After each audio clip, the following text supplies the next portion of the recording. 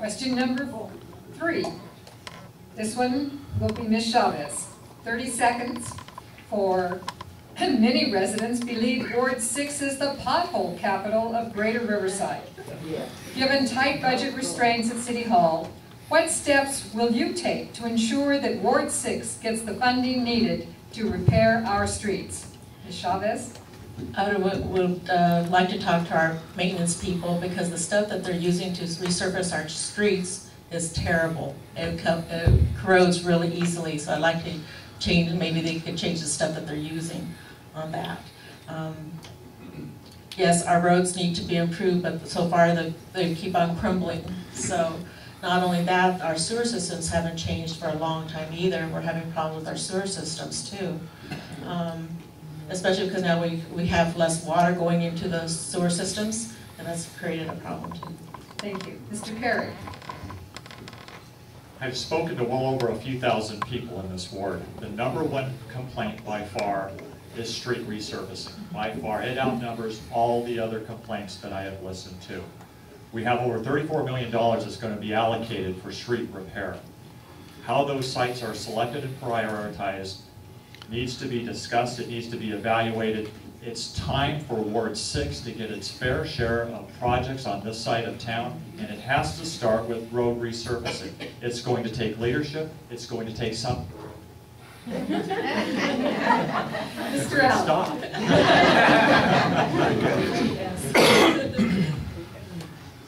Mr. Allen. There's no money right now available, according to the Director of Public Works, to do any resurfacing. What I found out, what was interesting, Mr. Boyd told me that they would find the money to put in the bridge at the Overlook Parkway. And I thought, well, if you can find the money for a project like that, you can surely find the money to resurface the streets.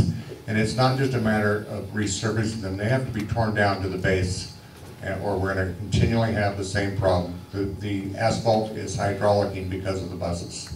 Thanks. Thank you. Mr. Santori. So I read in the paper today that we've got $300,000 that we're going to look to put the train back down through the middle.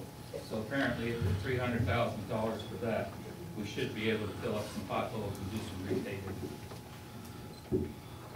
Mr. Mahatatsi. This is a typical sad example of what the government is willing to spend instead of what's really needed.